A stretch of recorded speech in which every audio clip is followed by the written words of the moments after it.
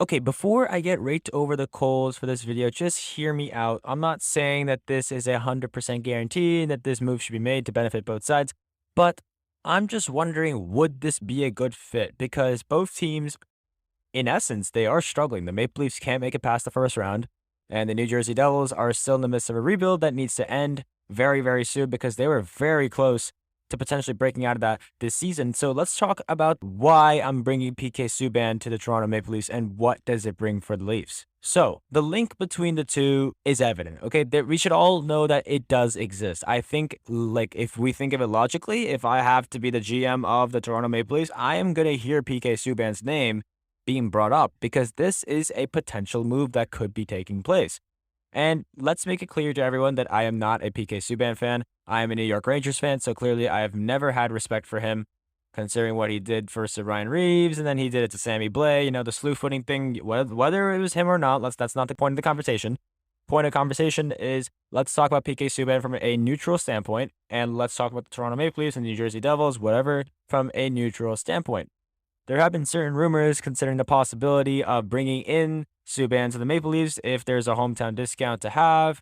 And the rumors are floating around that Subban, who, as I just said, is a Toronto native, would like to return home and finish his career playing for the Maple Leafs. And it made me wonder specifically whether Subban would be willing to take a deal similar to the last three 1-year $750,000 per season contracts that Spezza signed, or the two $800K per season deal that Mark Giordano inked. And if he was willing to do that, do we think it's going to be a good idea?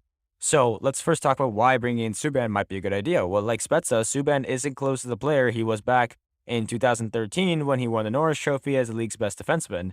And our thoughts about Subban are that although he's had an excellent offensive quality and he's been strong physically, he wasn't really that good defensively, which is kind of an issue if you think about it, because when he signed that 8-year, $9 million contract with the Montreal Canadiens, many fans believed it was a huge mistake. And while Subban put up some decent offensive numbers for the Canadiens and then went on to have some fairly strong seasons with the Nashville Predators, my opinion on him, which I readily admit was more of on the old school side, was that Subban felt he was bigger than the teams he was playing for. And eventually then Subban got traded to the New Jersey Devils and he struggled to put up the numbers he had put up in previous seasons.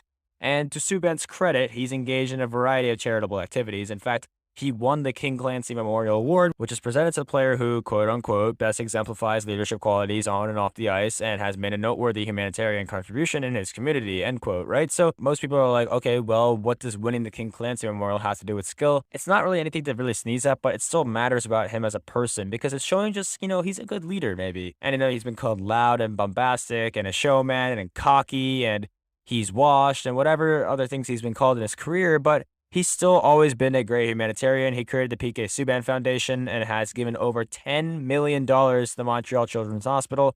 And although we might have voted for a different Norris Trophy winner in 2013, we all heartily have to agree that he deserved to win the Clancy in 2022. It's an award he truly deserves, and in that, he's a good example of what's possible if hockey players become engaged in the wider world outside the rink. So getting back to his play on the ice, Subban frankly has not been very good for the past few seasons. His numbers have dipped completely. He's gone from averaging over 22 minutes a game in the top four of the Devils to playing just over 18 minutes on the bottom pair. And last season, he scored just 5 goals and added 17 assists for 22 points in 77 games. He was also a -8 on a team that had 57 more goals scored than the other team had scored against them. And he's also not the physical force he once was at one point in his career when he averaged 100 hits a season for over 5 different seasons. And he still has some physicality to his game and recorded just under a hit every game last season with 69 hits in 77 games. However, that physicality sometimes translates into a chippy style on the ice, and if Subban would be willing to play for the Maple Leafs at half or even a third of the $9 million he's made annually on his expiring contract, we'll definitely vote no. But what if he were to play for a Spezza-like deal for one season?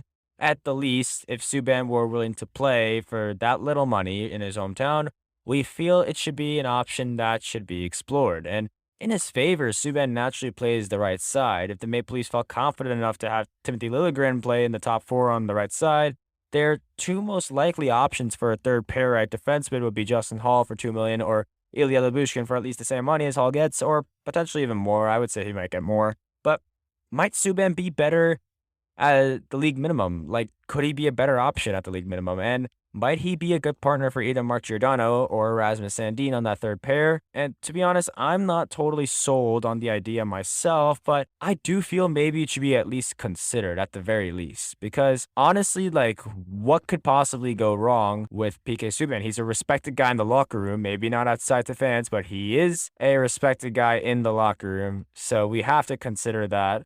But Leafs fans, Devils fans, I want to hear you guys in the chat because honestly, there's a lot to talk about this, and I will uncover it more often as we go along. But I want to hear you guys talk about it in the comment section. I want to hear your ideas and, of course, comment back and see what you guys have to say. So thank you guys for tuning in and have a wonderful day.